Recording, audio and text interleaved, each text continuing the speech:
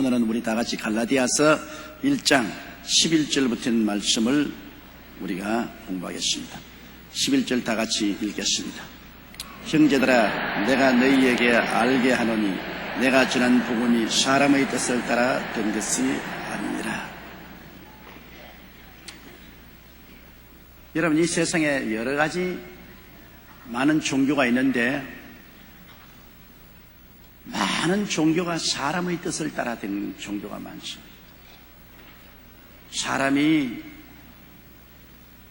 철학적으로 연구를 하고 또 많은 수양과 도덕을 통해서 이 세상 사람이 그 종교의 창설자가 된 사람들이 많습니다. 사람들이 종교의 창설자가 됐습니다. 우리가 보더라도 불교도 스가모니가 불교의 창설자가 된 거죠. 그는 땅에서 난 사람이죠. 또 천도교도 시천주 주화정 영생불망 망사지라 하는 그 천도교도 사람이 만들었습니다. 전녹두 장군이 만드는 것이 아닙니다. 이 세상에 많은 종교가 사람이 만들었는데 우리가 믿는 신앙은 사람이 만든 종교가 아닙니다. 우리는 하나님이 세상에 오셔서 우리에게 전달해 주신 것입니다. 세상 육신의 사람이 아니라 하나님이 예수 그리스도라는 몸을 통해서 이 땅에 오셔서 우리에게 구원의 복음을 전한 것입니다. 다른 많은 종교들은 그들 나름대로의 천국에 올라가는 사닥다리를 만듭니다. 이 땅에서 만들어 올라가는 것입니다.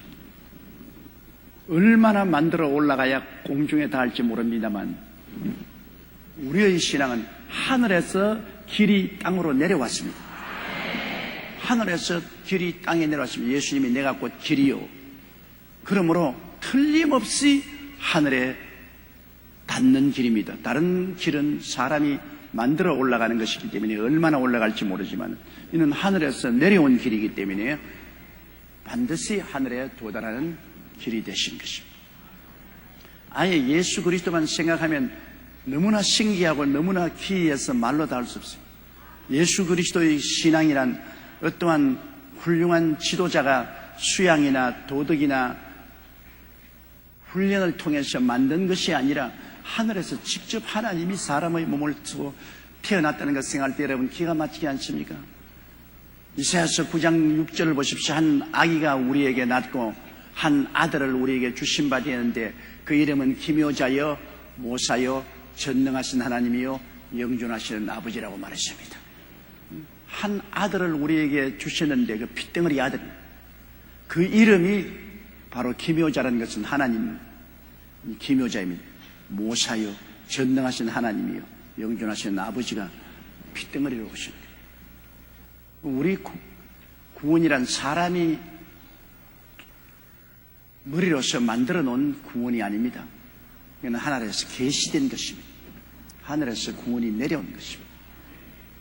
예수 그리스도라는 몸을 통해서 하나님이 이 땅을 찾아오셔서 그래서 이 땅에서 천국의 영광을 말씀하시고 결국에 우리가 천국 갈 수 있는 길을 열어놓은 것입니다. 그는 십자가에 못 박여 몸을 찢고 피 흘리심으로 우리의 죄를 다 청산하시고 예수를 믿음으로 말미암아 오직 믿음의 언약을 통해서 믿기만 하면 남녀노소 빈부 귀천 동시양을 막론하고 믿기만 하면 용서와 의와 영광을 얻고 구원의 길에 들어서서 천국에 갈 수 있게 한 것입니다.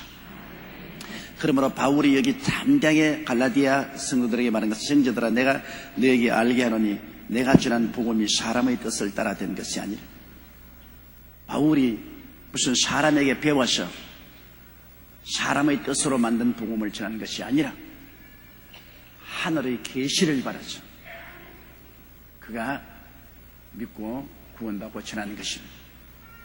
우리 한 사람 한 사람이 예수 믿는 것도 다 성령으로 말미암아 그 아들이 마음속에 계시되어서 믿은 것이지, 여러분 머리가 좋아가지고서 예수님을 연구해서 믿은 것 아니잖아요.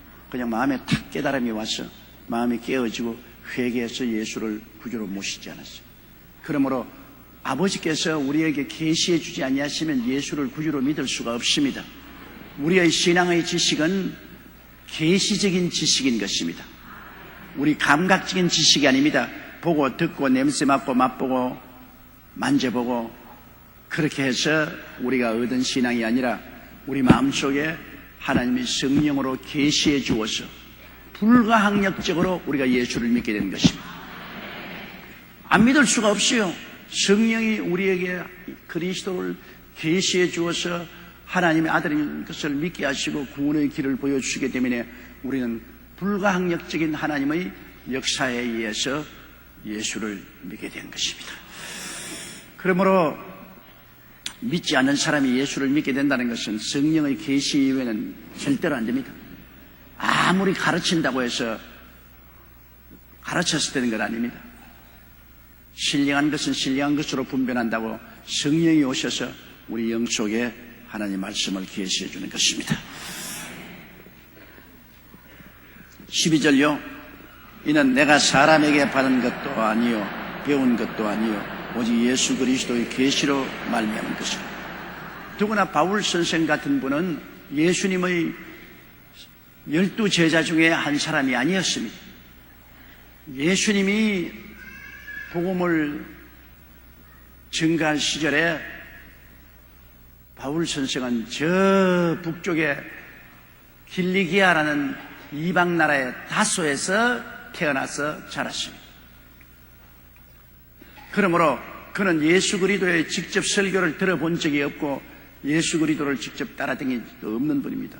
예수님이 십자가에 죽고 부활하시고 성령의 역사로서 이 땅에 복음이 전파될 때 그는 예루살렘에 와서 그곳에 가마리아라는 위대한 율법학자의 밑에서 수련을 쌓고 율법 공부를 하고 그리고 바리새 교인으로서 철저한 유대주의자로 신앙을 하고 있었습니다. 그러한 그는 예수 그리스도의 직접 설교를 들은 적이 없고 예수 그리스도의 직접 제자가 된 적도 없는데 그가 예수 믿는 사람 핍박하고 스데반을 죽이는데 증인으로 쓰고 대제사장의 허가를 받아서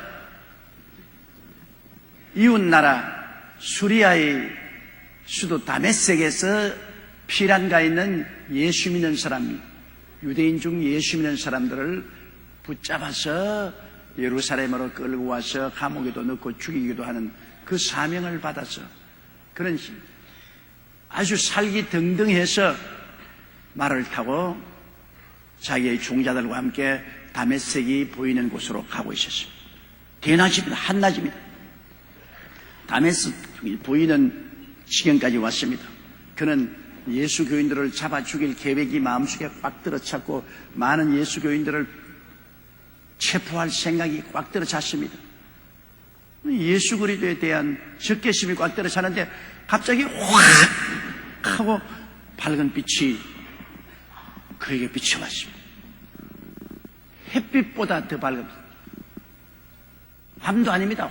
햇빛이 찬란히 비치는 대낮인데 햇빛보다 더 밝은 빛이 확 그 위에 비추면 그는 아주 깜짝 놀라가지고서 그 엄청난 충격에 말에서 떨어졌습니다.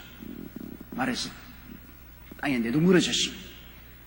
그런데 그의 귀에 음성이 들립니다. 사울아, 사울아, 어찌하여 너가 나를 핍박하는가? 그래, 그는 떨면서 주여 위시니까 나는 너가 핍박하는 예수라. 그것이 하늘에서 내려온 계시입니다.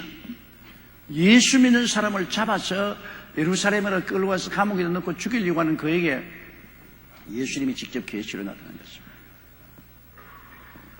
주여 위시니까 나는 너가 핍박하는 예수라. 거기에서 그가 깨달았습니다. 아, 예수님은 바로 하나님의 아들인 것이 참말이구나.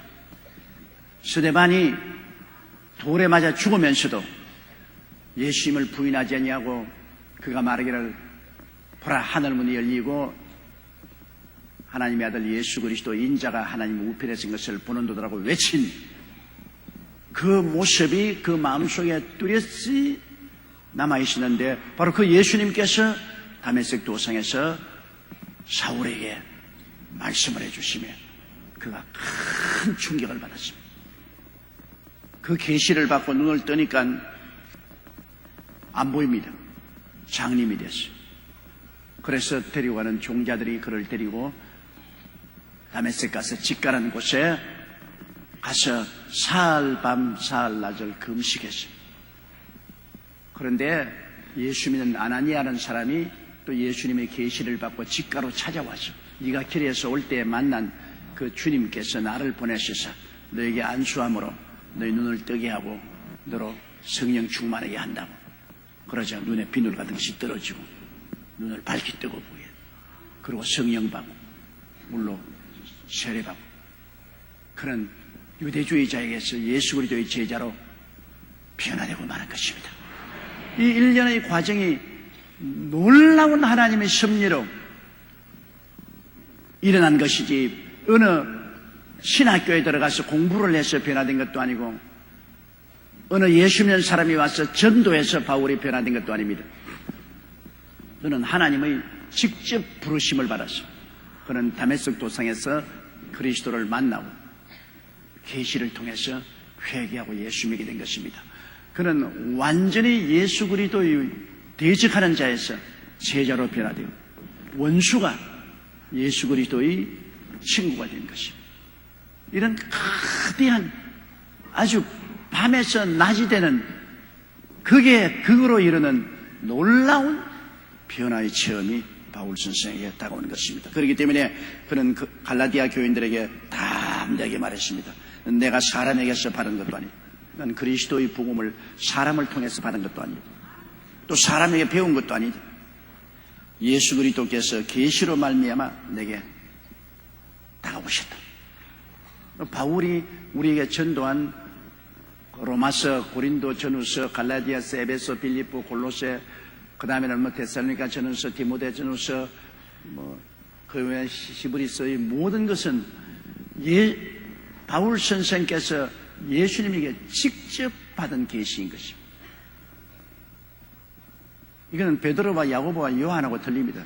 베드로와 야고보와 요한은 육신으로 예수님이 계실 때 그 밑에 따라다니면서 배웠지만 바울 선생은 부활하신 예수 그리스도를 통해서 성령의 능력으로 직접 그는 배운 것입니다. 13절요. 내가 이전에 유대교회에 있을 때 행한 일을 너희가 들었거니와 하나님의 교회를 심히 핍박하여 잔해했다. 바울 선생이 유대교회에 있을 때 그 이름이 사울이었습니다. 사울로 있을 때는 유명했습니다. 앞장서 가지고서 교회를 회파하고 예수 교인들을 핍박하고 더구나 스데반 집사를 돌로 쏘쳐 죽일 때 그가 증인으로 섰습니다. 그리고 다메섹까지 대제사장의 허락을 받아서 예수 믿는 사람 체포하러 가고 아주 열성부대였습니다. 열렬한 반기독적인 그러한 사람이었습니다. 그렇기 때문에 예수 믿는 사람에게는 이 사울이라는 말만 들어도 다 치를 떨었죠. 두려워했습니다. 유명한 그리스도의 교회의 파괴자였습니다. 그렇기 때문에 예수 믿는 사람들이 사울이 이전 유대교회에 있을 때 행한 일을 다 들어서 알고 있었습니다. 하나님의 교회를 심히 핍박하고 잔해하고 14절요. 내가 내 동족 중 여러 영갑자보다 유대교를 지나치게 믿어 내 조상의 유전에 대하여 더욱 열심히 있었으나 이 사울은 유대민족 중 여러 자기보다 먼저 된 사람, 나이 많은 사람보다도 열심히 더 특심했다. 열렬한 유대주의자였어요. 그보다 훨씬 먼저 태어난 사람들 또 사울처럼 그렇게 뜨겁고 열정적으로 유대교를 믿은 사람이 없었습니다. 그럴 정도로 그는 유대교를 지나치게 믿어 내 조상의 유전에 대하여 더욱 열심히 쓰나 조상으로부터 내려오는 모든 유대교의 가르침에 대해서 그는 열심으로 믿고 순종했다. 이 유대 율법주의의 가장 열렬한 종파가 바리새 종파. 이 바리새 종파에 소속한 이 사울은 뜨겁고 열정적으로 바리새의 종파의 율법을 따라 그는 엄격하게 계율을 지키면서 하나님을 섬겼습니다. 나중에 자기가 말이 율법으로 말하면 내가 흠이 없다고 말했습니다.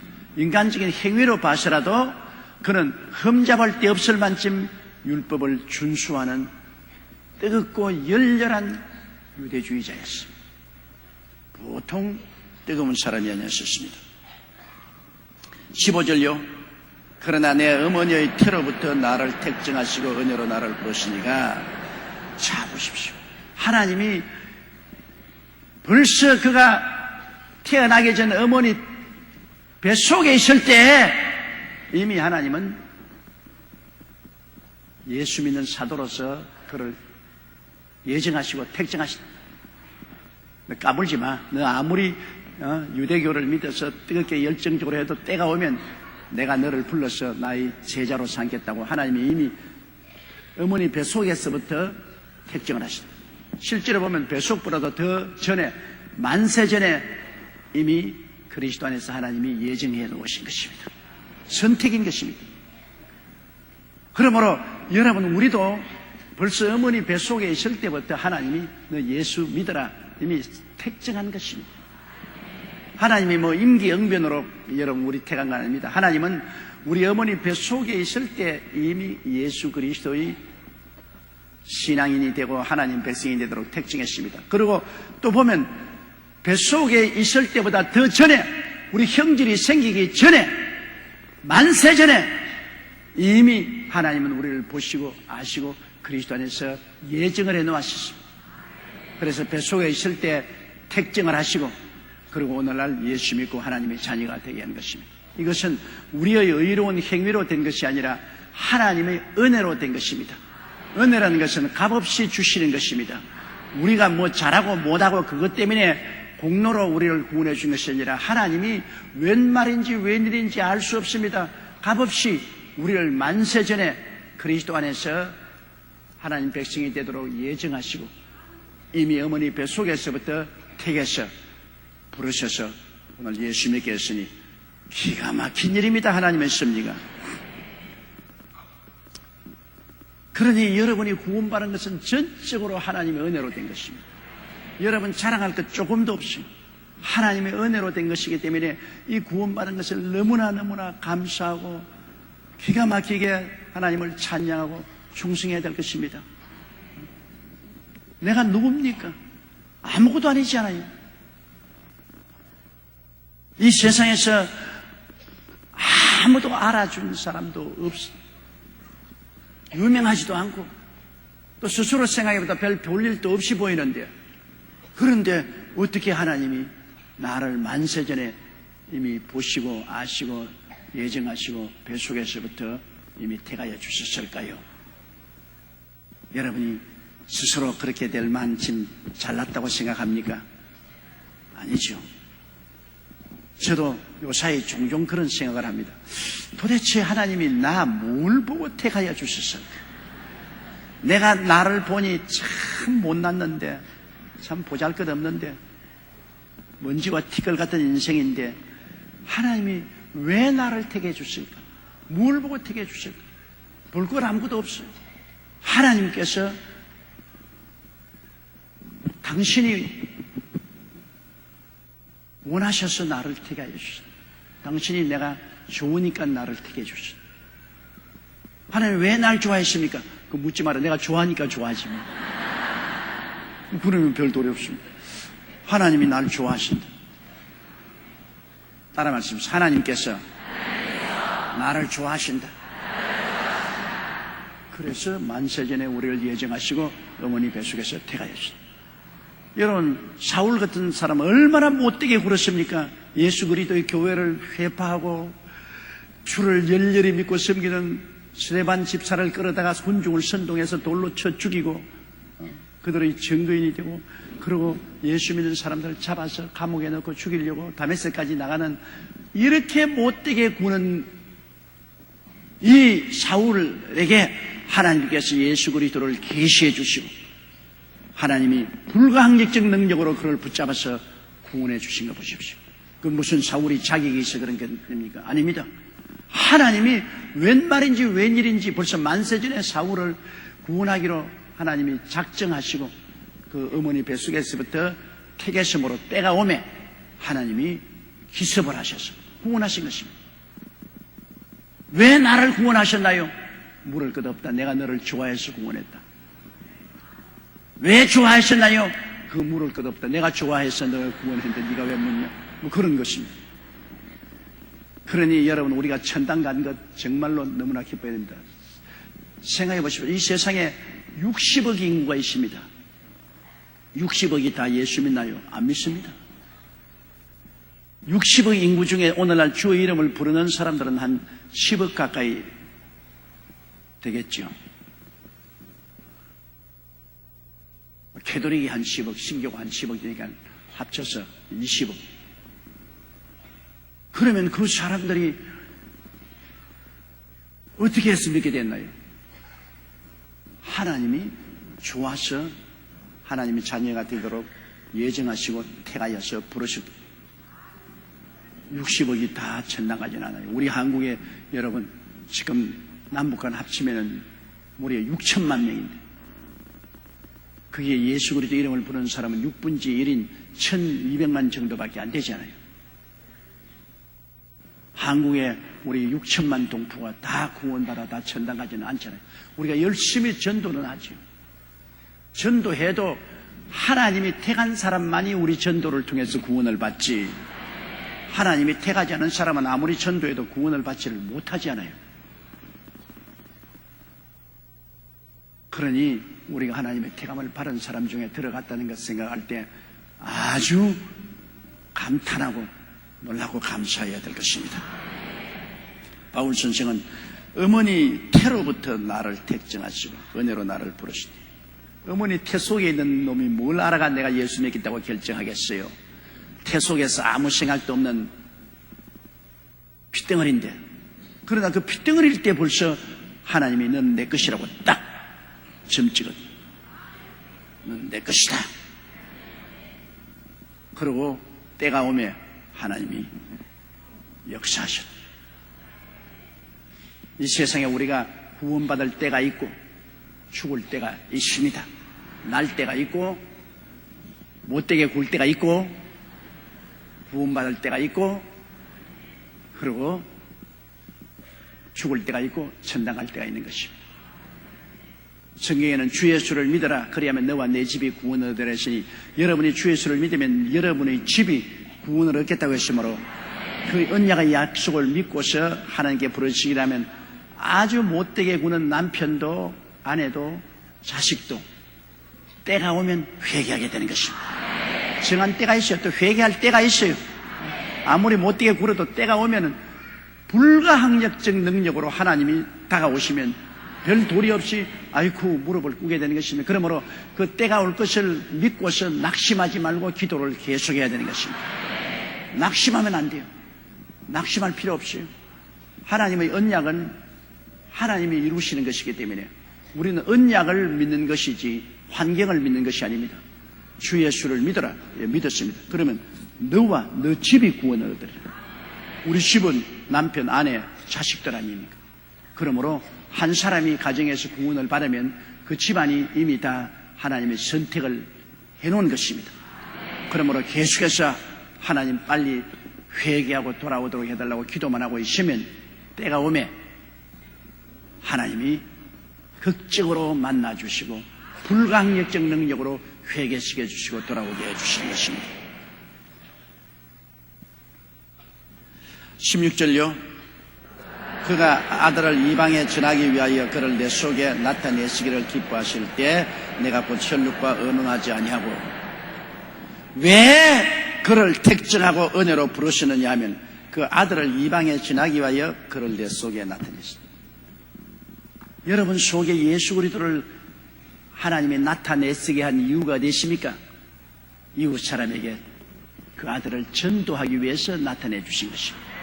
여러분 속에 예수님이 들어오게 하신 것은 여러분 자체만 구원받는 것이 아니라 여러분 속에 들어온 그 예수를 이웃에 전도하기 위해서 그렇게 하신 것입니다. 우리가 예수 믿고 구원받는다는 그 자체는 나만 구원받고 천당 가고 그렇게 하라고 하는 것이 아니라 내게 그리스도를 나타내서 나를 구원하신 목적은 내 안에 들어오신 예수님을 내가 이방에 전하기 위해서인 것입니다. 믿고 안 믿는 것은 그 사람이 알아서 할 것이요 우리가 할 일은 전해야 되는 것입니다. 내 속에 계신 예수 그리스도는 그대로 모시고 묻어놓을 것이 아니라 계속해서 다른 사람에게 자랑하고 전도해야 되는 것입니다. 자랑하고 전도해야 돼요. 내가 남에게 내 속에 있는 예수님을 자랑하고 전도하게 되면 내 신앙이 더 뜨거워지는 것입니다. 내가 더 그리스도 안에 깊이 들어갈 수 있습니다. 그러나 내 속에 계신 예수를 내가 감추어 놓고 남에게 자랑도 하지 않고 전도도 안 하면 나와 예수님의 사랑도 식어지고 점점 희미해지고 신앙이 약해지는 것입니다. 복음이라는 것은 자꾸 내가 영적으로 전도해야 내가 힘이 있어요. 여러분 다리도 그렇잖아요. 자꾸 열심히 높은 데도 걷고 하면 다리가 덧내지 안 걷고 늘 앉아있으면 다리가 약해져요. 이 팔도 자꾸 서면 강해지만 안 쓰고 내버려두면 팔이 아주 약해지는 것입니다. 하나님의 나라의 복음도 내가 자꾸 전도하면 내 영혼이 강해지고 내가 복음 전도하지 않으면 내 영이 약해지는 것입니다. 그러므로 우리가 꼭 알아야 할 것은 초대교회 때는 크리스찬 예수 믿는다는 것은 무엇을 목적하냐면 남에게 예수를 전도하여 주기 위해서 내게 하나님이 예수를 담아주셨다. 이 질그릇에 하나님의 보배인 예수 그리스도를 담아주신 것은 질그릇에 그냥 담아놓으란 것이 아니라 다른 사람에게 나누어 주라고 담아주신 것입니다. 여러분 속에는 다 하나님의 아들 예수가 담겨져 있습니다. 이 보배로운 그리스도가 성령으로 말미암아 여러분 속에 담겨져 있어요. 여러분 영 속에 들어와 있습니다. 우리 육체 속에 혼이 있고 혼 속에 영이 있고 영은 성전입니다. 그 영 속에 지금 예수 그리스도와 성령으로 들어와 계시거든요. 예수님이 여러분 속에 담겨져 계셔요. 왜 담겨지느냐? 나누어 주기 위해서 담겨져 있다. 남에게 전도하기 위해서. 그렇기 때문에 여러분이 셀 지역장, 셀 구역장이 된 것은 굉장히 행복한 줄 아십시오. 하나님이 직분을 주신 것은 그를 통해서 남에게 그리스도를 나누어 주라고 그렇게 하신 것입니다. 하늘나라를 나누어 주고 주의 은혜의 말씀을 나누어 주라고 그렇게 한 것이므로 직분이 없으면 나누어 주기가 어려운데 직분이 주어졌기 때문에 나누어 줄 수 있는 좋은 처지에 놓여. 그러므로 셀 지역장이나 셀 구역장이 된다는 것은 굉장한 은혜요 축복입니다. 그를 통해서 내가 남에게 그리스도를 나누어 줄 수 있는 위치를 얻게 되었으니 어찌 행복하고 좋지 않습니까?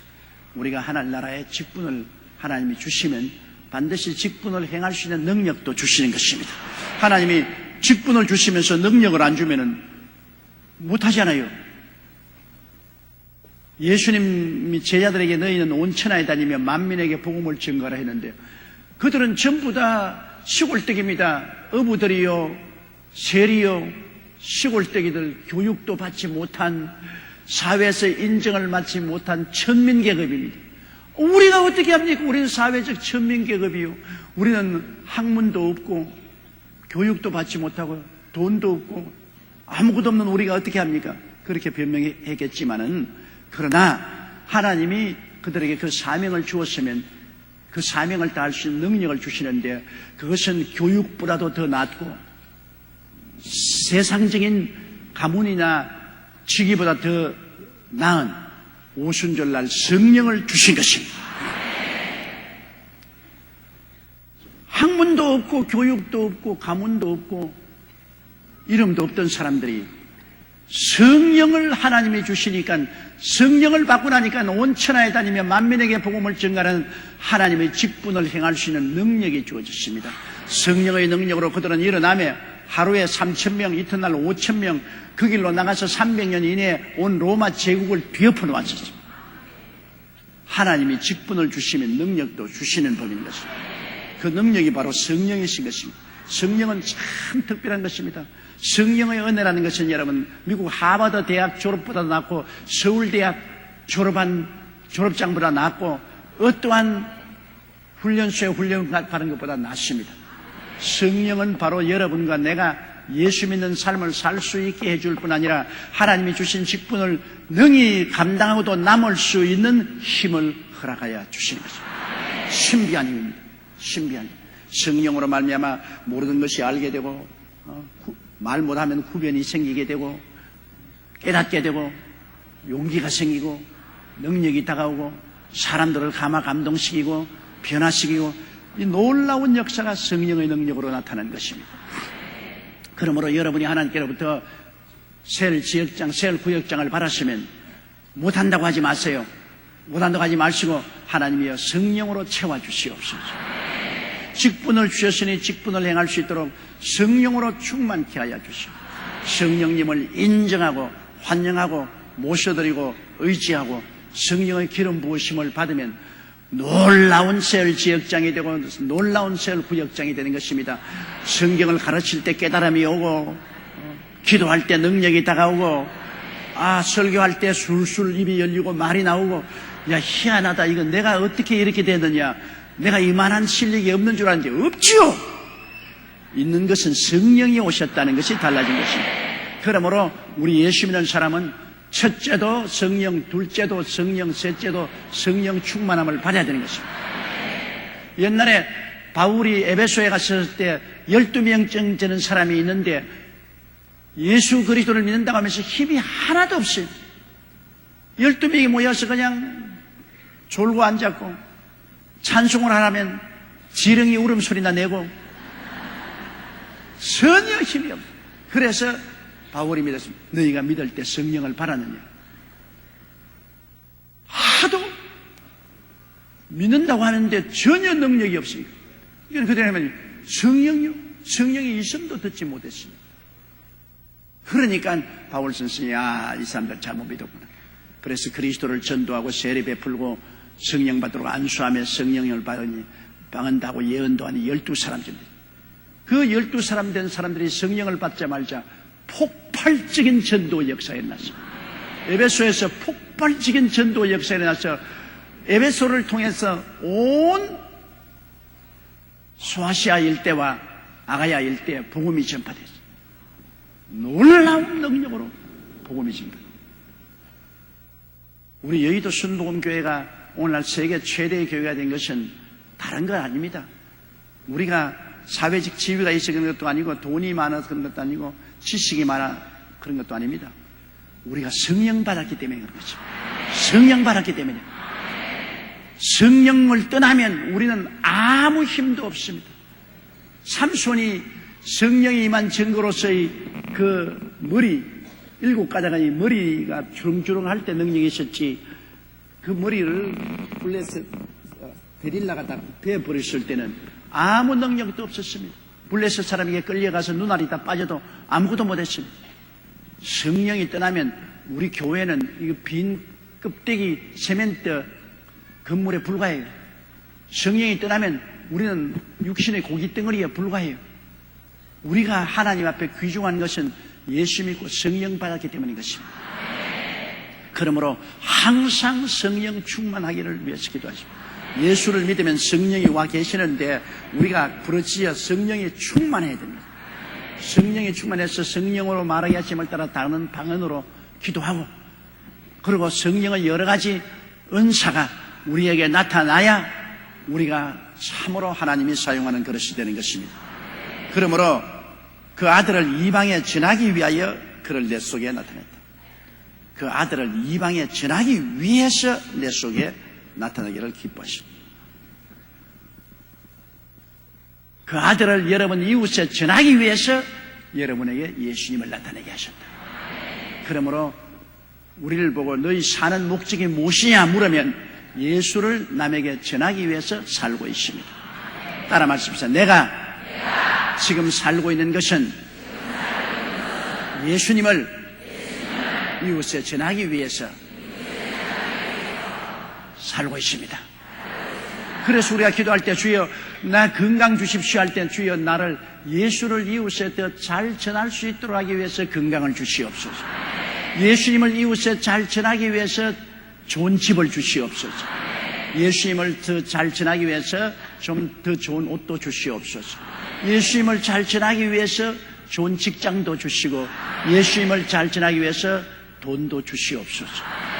자꾸 주님께 주여 복을 주시옵소서. 주님이 복 받아 뭐 할래? 잘 먹고 잘 입고 잘 살라고 합니다. 그거는 육신의 정욕과 안목의 정욕과 이 세상 자랑 욕심으로 구합니다. 너희가 구하여도 받지 못하면 정욕으로 쓰려고 잘못 구합니다. 여러분, 우리가 하나님께 기도해서 응답받으려고 하는 유일한 목적은 예수님을 전하기 위해서 우리가 하나님의 복을 구하는 것입니다. 예수님을 남에게 더 잘 전하려고 하니까 돈도 있어야 되지 않겠습니까? 돈도 있어야 처음 전하는 사람들 택시 태워서 왔다 갔다 해야 되고 점심도 사줘야 되고 예수를 전하려고 하니까 돈도 필요하고 좋은 직장도 필요하고 또 좀 넓은 집이 있어야 집에서 단합 예배도 볼 수 있죠. 당한세방에서 어떻게 봅니까? 그러니까 더 많은 사람하고 모여서 단합 예배도 보고 기도회도 할 수 있도록 좀 크고 좋은 집도 주시옵소서. 전부 여러분 구하는 것이 예수를 남에게 전하기 위해서 하나님께 복을 달라고 구하면 하나님이 너 올바르게 구했다고 응답해 주십니다. 기도를 구하는 목적이 분명해야 돼요. 목적이 틀리면 아무 소용이 없는 거야. 오늘까지 여러분 기도 응답 못 받은 것은 목적이 분명하지 못하기 때문에 그런 것입니다. 목적이 분명해서 예수를 이웃에 전하기 위해서 하나님이요 내가 하나님의 능력과 은혜와 축복을 받기를 원합니다 하면 하나님이 여러분에게 복을 안 줄 수가 없는 것입니다. 그래서 여러분께서 하나님 앞에 목적을 분명히 가진 삶을 사시기 바랍니다. 바울은 그 아들을 이방에 전하기 위하여 그를 내 속에 나타내시기를 기뻐하실 때 내가 곧 혈육과 의논하지 아니하고 그 혈육과 이건 혈육은 사람을 말합니다. 사람과 의논하지 않았습니다. 하나님께서 다메섹에서 예수 그리스도를 하나님이 바울에게 보여주셨을 때 바울은 예수를 믿고 곧장 예루살렘으로 달려가서 베드로나 야고보나 요한을 만나서 이 예수가 누구십니까? 물으려고 혈육과 의논하러 가지 않았습니다. 그는 어떻게 했습니까? 이 17절 보십시다. 또 나보다 먼저 사도된 자들을 만나려고 예루살렘으로 가지 아니하고 오직 아라비아로 갔다가 다시 다메섹으로 돌아갔노라. 그는 다메섹에서 예수 그리스도를 믿고 난 다음에 사도들을 만나봐야지. 그리고 사도들과 교제를 하고 그들에게 배워야지. 그렇게 하지 않았습니다. 너무나 큰 충격이었습니다. 여태까지 어마어마하게 예수님을 박해하고 기독교회를 회파하고 그리스도를 유대교로서 반박하던 그에게 예수 그리스도가 나타나서 그가 그리스도를 구주로 믿고 나니까 자기 인생 전체가 어마어마한 폭풍에 휘사였습니다. 여태까지 살아온 것과 너무나 다르고 인생의 삶의 의미와 가치와 목적이 완전히 곤두박질했습니다. 그래서 정리를 좀 해야 되겠어요. 여러분 이사가면 정리해야 되잖아요. 아예 집 살림 다 싣고 새로운 집으로 이사가면 일단은 새로운 집에서 농장을 어디다 놓고 그릇은 어떻게 놓고 책장을 어디다 놓고 옷은 어디다 놓고 정리를 해야 됩니다. 이 바울 선생도 완전히 뒤집혀졌어요. 그러므로 이제는 자기가 마음의 정리 정돈을 하기 위해서 아라비아 사막으로 들어갔습니다. 그는 아라비아 사막에 들어가서 3년 동안 혼자 있으면서 기도하고 그 마음을 정리했을 동안에 하나님께서 성령을 통해서 예수님이 다 끊임없이 계시해 주었습니다. 육신의 제자들 3년 동안 데리고 다닌 것처럼 이 사울을 바울로 만들기 위해서는 아라비아 사막에 들어가서 3년 동안을 주님께서 성령으로 직접 가르쳤습니다. 그러므로 바울 선생은 나는 육신으로 누구에게 배운 것이 아니라 예수님께 직접 가르침을 받은 계시를 통해서 진리를 배웠다는 말이 그것인 것입니다. 베드로와 야고보, 요한과 같은 12사도는 육신으로서 예수님을 3년 따라다니고, 바울 선생은 아라비아 사막에 가서 성령으로 예수님이 나타나서 3년 동안 그에게 기본 교리를 가르쳤습니다. 그래서 예수 그리스도의 죽으심과 부활에 대한 그 깊은 의미를 성령으로 가르쳤습니다. 실로 여러분, 예수님은 사도 바울과 같은 제자를 얻지 않으셨으면 오늘 기독교가 온천한 만국에 전파될 수가 없습니다. 그런 육신으로서의 사도가 아니었지만 영적으로 주님을 만나서 사도가 되고 정말 그리스도의 죽음과 부활에 대한 근본적인 깊은 교리를 깨닫게 해주신 것입니다. 그래서 그가 기록한 책이 바로 신약성경의 3분의 2가 바울 선생이 그 계시를 기록한 것입니다. 로마서 한 권만 가져도 예수 그리스도의 기본 교리를 다 설명한 것입니다. 여러분, 로마서는 성경으로 말하면 계란 중에 노란자입니다. 다른 성경은 다 흰자라면 로마서는 노란자인 것입니다. 로마서 하나만 가져도 예수 그리스도의 죽으심과 부활하심과 성천하심과 재림하심에 대한 근본적인 핵심 교리는 다 깨닫게 되는 것입니다. 이럴 정도로 바울 선생은 예수 그리스도의 그 죽으심과 부활하심에 대한 의미를 깊이 터득했습니다.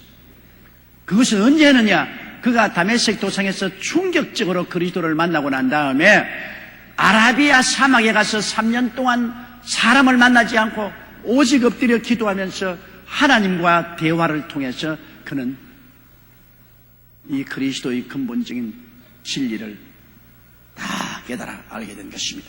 그래서 아라비아 사막에서 3년 동안 진리를 깨닫고 난 다음에 그는 다메섹으로 돌아갔었습니다.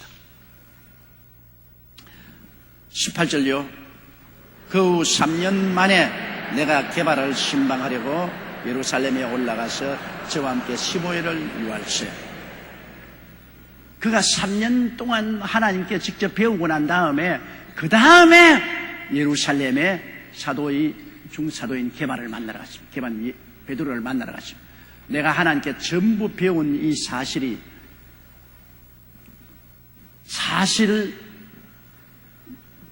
베드로가 야고보와 요한과 같이 육신으로 계실 때 예수님께 배운 것하고 다시 한번 맞추어 보고 확인을 하기 위해서 올라가는 것입니다.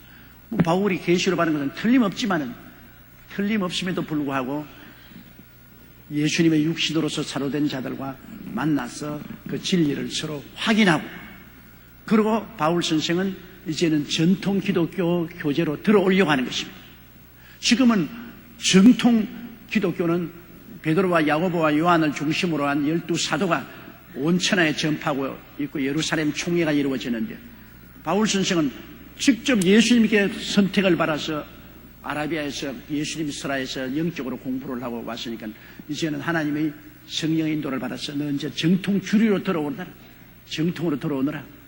그래서 예루살렘에 가서 베드로와 야고보와 요한을 만나고 정통 사도들과의 교제를 가지고서 예루살렘 본부에서 소속된 그 사도로서 출발하고 그렇게 하신 것입니다.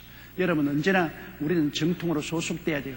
여러분께서 혼자서 전도를 받아서 비행기 타고 가다가 전도를 받고 기차 타고 가다가 전도를 받고 혹은 전도지 읽고 책 읽다가 전도를 받고 구원을 받았으면 반드시 구원받고 난 다음에 주류로 돌아와야 됩니다. 교회로 찾아와야 되는 것입니다. 이 땅의 교회가 바로 예수 그리스도의 복음의 주류입니다. 이 주류로 찾아와야 되는 것입니다. 바울이 예루살렘의 게바를 찾아온 것처럼 교회로 찾아와서 목사님을 만나고 교회 소속돼서 그래서 신앙생활하고 또 나가서 전도해야지요. 교회 소속되지 않고 떠돌이로 있으면 얼마 있지 않아요 마귀에게 잡혀먹히고 마는 것입니다. 떠돌이로 나가면 안 돼요. 우리 신앙은 이 땅에서 여러분 신앙의 주류는 교회입니다. 예수 그리스도께서 내가 이 반석 위에 내 교회를 세우려니 음부의 권세가 이기지 못하리라. 교회에 소속되어 있으면 마귀가 못 이겨요. 교회에 소속해 있습니다. 교회는 예수 그리스도의 몸이니까. 그러므로 교회 소속에 있고 교회를 통해서 은혜를 받고 교회 조직을 통해서 교제를 해야죠. 나는 외톨로 떠돌아다니면 안 되는 것입니다. 여러분, 사람은 모두 다 서로 이렇게 함께 합쳐서 교제를 해야 서로 힘을 얻게 되는 것입니다. 새 때도 보십시오. 참새는 참새끼리 모여야 함께 벼밭에도 내려앉고 그냥 다른 곡식밭에도 확 날라 함께 먹고 짜잘거리고 함께 이래야 살아남지요. 혼자 떠돌이로 발랄발랄 떨며 산에 들어니 얼마 있다 굶어 죽어요. 때를 좀 기러기 때 보십시오.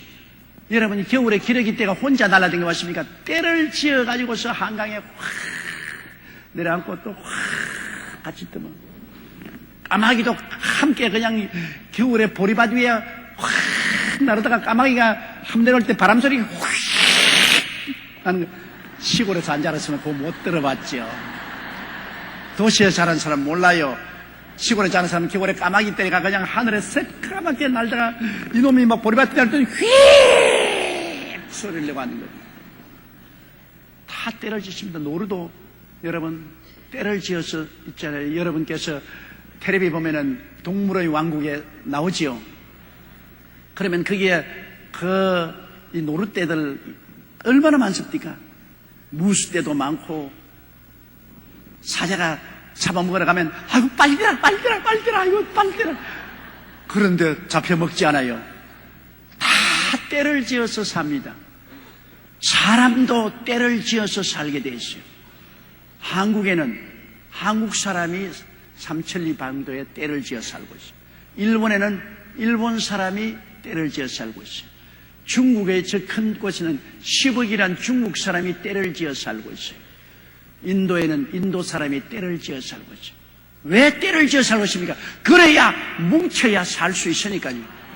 아니 나는 뭐 대한민국 싫다 나 혼자 살겠다고 밖에 떠돌아가면 이리 채이고 저리 채이고 나중에 못 살아요. 때를 지어 살아야 돼요. 뭉쳐야 돼요.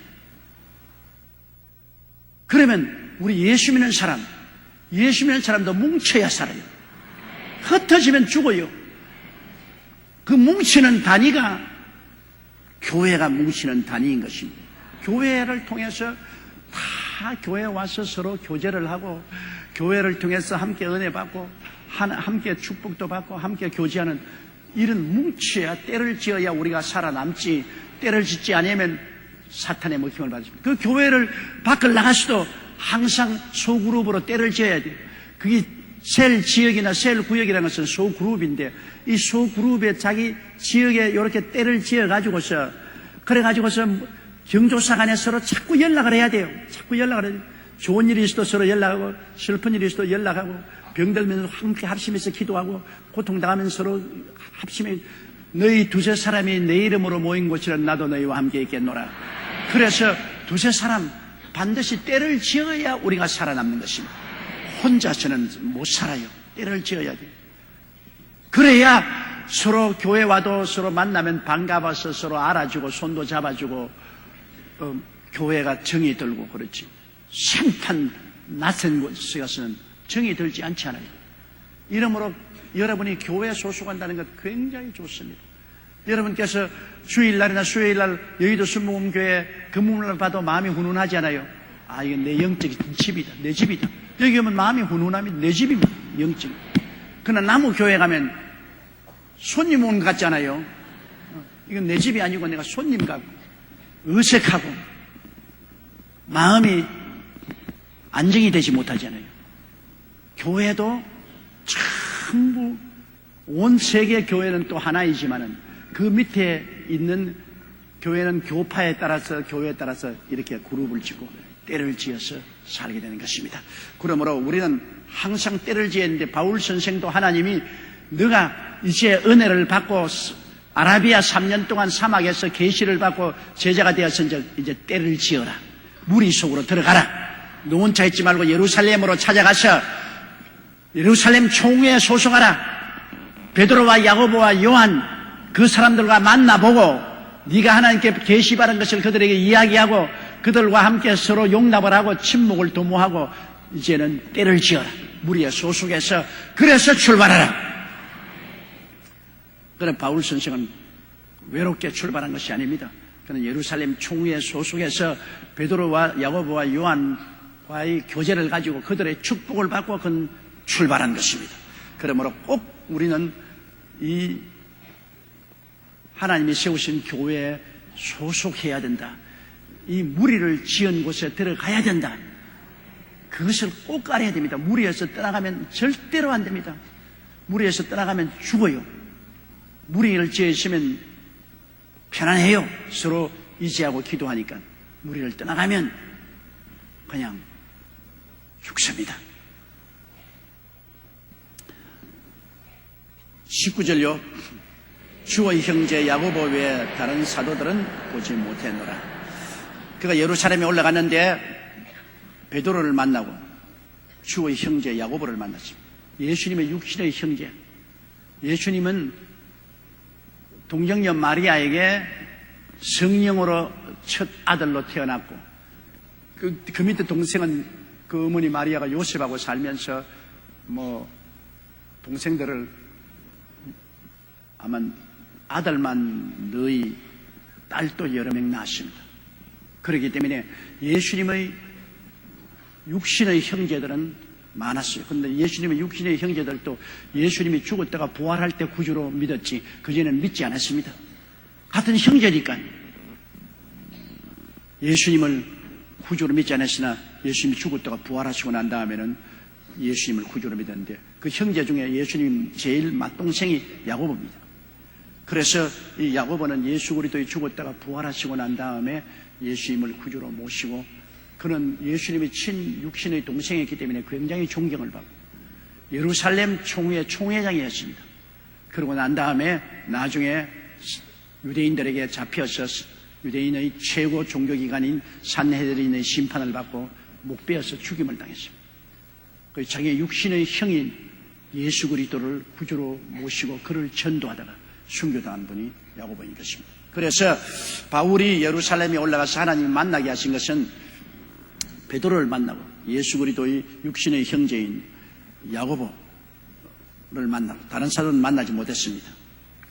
20절요. 보라 내가 너희에게 쓴 것은 하나님 앞에서 거짓말이 아니로다. 하도 바울 선생이 말만 하면 거짓말한다고 하기 때문에 바울 선생이 내가 이 말하는 것은 하나님 앞에서 내가 양심에 거짓말이 없이 참말을 말하는 것이 또 내 말하는 것 거짓말하지 마. 바울 선생은 마귀가 따라다니면서 자꾸만 사람들을 충동해서 바울을 거짓 선지자다, 거짓 사도다, 거짓 교사다, 그리고 엉터리다 자꾸 공격하게 만들었습니다. 그러므로 바울이 굉장히 곰피밤을 느꼈죠. 이러므로 이 갈라디아 교인들은 내가 지금까지 말하는 건 참말이다, 거짓말 아니다. 이건 하나님 앞에서 내가 참말하는 것이 거짓말하는 건 아니다. 요사이도 세상에 하도 거짓말을 많이 하기 때문에 참말이다 그러면 그 말도 거짓말이거든. 그러니 여러분 오늘날 얼마나 거짓이 성행하는 세계 속에서 우리가 진실로 믿을 수 있는 것은 하나님 말씀인 것입니다. 하나님 말씀은 저 하늘이 무너지고 이 땅이 꺼져도 1.1핵도 변함이 없습니다. 온 사람은 다 거짓되되 하나님은 참되시다 할지어다. 21절요. 그 후에 내가 수리아와 길리기아 지방에 이르렀으나 유대 그리스도 교회들이 나를 얼굴로 알지 못하고 끝까지 읽으십시다. 다만 우리를 핍박하던 자가 전에 잔해하던 그 믿음을 지금 전한다함을 듣고 나로 말미암아 영광을 하나님께 돌리더라. 그 다음 베드로와 야고보를 만나고 난 다음은 이제 그가 총회에 소속을 해서 그 다음에는 이제 북쪽으로 이방인 이 시리아와 그 다음에는 저 아시아 지금 길리기아로 이제 복음을 전하러 출발했습니다. 바울은 그리스도가 내 속에 나타난 것은 이웃에 그리스도를 전하기 위한 것이기 때문에 그는 하나님의 부르심과 사명을 받고 3년 동안의 수련을 끝나고 난 다음에 베드로와 야고보를 만나고 예루살렘 총회의 인준을 받고 그는 바로 저 이스라엘의 북쪽인 수리아와 길리기아 지방에 갔으나 아무도 바울을 몰라요. 베드로와 야고보와 요한은 알지만은 바울은 몰라요. 그가 누군지를 모르고 그냥 소문에 그 사람만 오면은 교회를 박살을 내고 예수 믿는 사람을 모조리 잡아서 고통을 준다는 그 소문만 들었지 바울이 누군지를 몰랐었습니다. 그러나 소문은 났어요. 옛날에 그렇게 무지무지하게 교회를 핍박하던 그 사람이 이제 회개하고 또 열렬한 예수 그리스도의 전도자가 되었다. 그런 소문을 듣고 그곳에 있는 교회들이 하나님께 영광을 돌려. 야, 하나님 참 놀라운 일이다. 그렇게 교회를 회파하고 예수 교인을 잡아 죽이던 사람이 어떻게 그렇게 변화되어 열렬한 사도가 되고 예수 그리스도의 전도자가 되었냐. 그들은 하나님께 감사를 드리고 하나님께 영광을 돌린 것입니다. 여러분, 옛날에 이 세상에서 거칠고 잘못 사는 사람들이 회개하고 변화되면은 그 옛날에 잘못 사는 것만큼 또 하나님께 영광도 되는 것입니다. 죄가 많은 곳에 은혜가 많다고. 왜냐하면 몸에 때가 많지 않은 사람은 비누를 많이 사용할 필요 없어요. 그러나 때가 많은 사람은 비누를 많이 사용해야 돼요. 죄가 적은 사람은 하나님의 은혜를 조금밖에 못 느껴요. 내가 그렇게 죄진 것 없는데 그렇게 땅을 치고 울 필요가 있느냐. 나 죄를 많이 지은 사람은 땅을 치고 하나님 아버지여 이 죄인을 용서하여 주시오. 그 하나님의 은혜도 깊이 감동을 하는 것입니다. 그래서 죄가 많지 않은 사람은 하나님의 은혜를 너무 깊이 감동하냐니까 별로 마음이 안 떼고지만 흠하게 살고 죄를 많이 지은 사람은 깊이 깨닫고 회개를 하고 하나님의 은혜를 깊이 바랐기 때문에 이 사람들은 하나님을 대한 사랑이 더 뜨거워지는 것입니다. 성경에 예수께서 말씀하기를 적게 용서한 받은 사람은 적게 사랑하고 많이 용서한 받은 사람은 많이 사랑한다고 그렇게 말하셨습니다. 그러므로 흠하게 살고 죄를 많이 지어서 크게 깨달은 회개한 사람은 하나님을 더 뜨겁게 사랑하기 때문에 더 열심으로 전도하게 되고 충성하게 되죠. 제일 예수를 잘 믿기가 힘든 사람들이 목사 자녀들, 장로 자녀들, 권사 자녀들인 것입니다. 벌써 왜냐하면 태어날 때부터 아직까지 좌우를 분별할 때 몰 때부터 강제로 교회 손잡고 끌려 나와가지고서 늘 예수를 믿게 했기 때문에 이 사람들은 예수 안 믿는 사람들처럼 세속으로 물들지 않았으므로 나는 뱃속에서도 예수 믿고 나는 죄진 것 없다. 나는 처음부터 예수 믿고 늘 따라 나왔기 때문에 그렇게 회개할 것도 없고 감격될 것도 없고 눈물 흘릴 것도 없다. 그래서 마음이 좀처럼 뜨거워지지 않습니다. 목사 자녀, 장로 자녀로 태어난다는 것은 좋기도 하지만 불행하기도 하는 것입니다. 좋은 것은 마귀의 세계에 안 떨어지게 미리부터 보호를 잘 받는 것은 좋은 것이지만은 크게 마음에 감동을 느끼고 거꾸러지고 땅을 치고 회개하는 역사가 있기 때문에 하나님의 은혜에 대한 깊은 감동은 없는 것입니다. 그리고 죄가 많은 것이 은혜가 많다고 그런 많은 은혜를 체험하지 못했기 때문에 깊은 감동이 없는 것입니다. 그러면 난 목사 아들, 장로 아들 다 타락해야 되겠구나. 그런 건 아닙니다. 죄가 많이 안 짓고 올바르게 살아갈수록 하나님 칭찬도 많고 상급도 많습니다. 죄를 많이 받은 사람은 감탄을 많이 하고 통곡을 많이 하고 울었지만 그러나 하나님의 상급은 많지 않습니다. 죄질도 다 짓고 난 다음 상급이 뭐가 있어요? 나중에 하나님께 감지덕지하지만은 그러나 상급은 별로 많지 않습니다. 그러나 처음부터 죄 짓지 않고 올바르게 사는 사람은 하나님 앞에 상급이 많죠. 깊이 마음에 느끼지는 못하더라도 상급은 많지 않습니다. 옛날에 내가 이 종로에서 천막을 치고 그때 부흥회를 할 때였습니다. 그때는 호랑이 담배 먹을 때 종로에다가 어디가 천막을 치고 합니까? 그러나 그때는 폭격으로 그 종로 세종로 내거리에 그 중앙청 앞에 그 전부 다 공태였어요. 그러므로 거기다 천막을 치고 부흥회를 하고 많은 병자를 고치고 예수님은 병을 고친다고 외치고 하니까 어느 장로교 목사님이 내게 와서 목사님 부탁이 하시니 안수를 좀 해주십시오. 나는요 우리 아버지가 장로님으로서 부자였습니다. 고생이란 하나도 하지 않고 신학교에 들어가서 공부 잘하고 그러고 난 다음에 전도사 되고 또 부자 아버님 덕분에 좋은 교회에서 목사가 됐는데 너무 고생을 안 하고 고스란히 살았기 때문에 기도 응답받은 체험이 없습니다.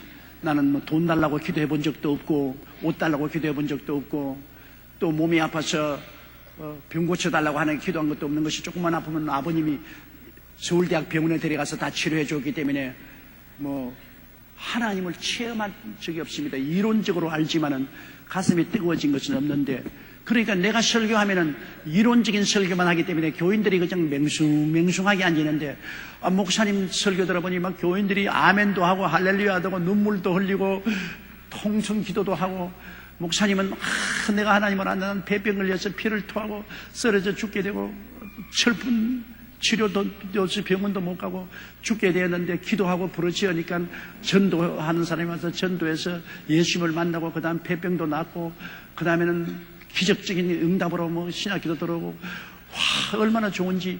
그래서 나도 성공적인 목자가 되려면은 목사님처럼 폐병이 한번 걸려야 되겠습니다. 나에게 일생에 병들게 해달라고 기도해달라고 한 분은 그분밖에 없었어요. 나에게 안수해서 아예 그냥 폐병을 들려서 피를 토하고, 나도 건 죽게 되었다가 하나님께 회개하고 기도해서 병 낫는 기적을 체험하면 나도 훌륭한 목사가 되고 설교할 때 힘이 있겠으니까 안수하여 폐병 걸리게 해주시되, 기도할 때 한 가지는 잊지 마십시오. 죽지는 않게 해주십시오.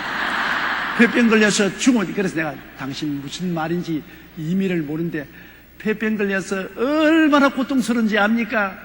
얼마나 막 몸이 고통스럽고 숨이 너무 차가지고서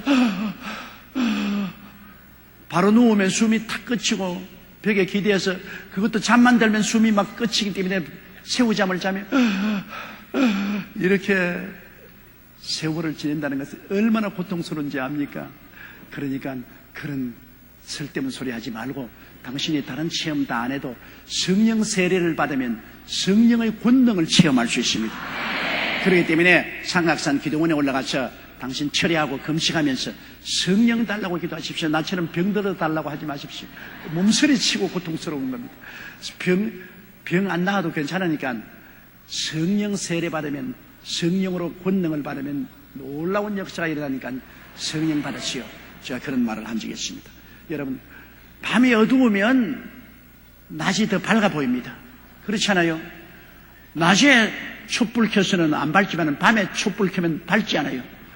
고통이 심하면 하나님의 은혜도 더 깊이 체험할 수가 있게 되는 것입니다. 죄를 많이 지었으면 용서받은 그 은혜도 더 마음에 절실하게 느껴지는 것이기 때문에 더 큰 증거가 되는 것입니다. 이 사울이 하도 교회를 회파하고 예수 교인들을 많이 잡아 죽이고 고통을 해줬기 때문에 이 사람이 회개하고 돌아가는 것은 뉴스거리가 되고, 평범한 사람이 회개하고 예수 믿는 것보다도 뉴스거리가 되고 사람들에게 하나님의 능력에 대한 감탄이 생겨나게 되었던 것입니다.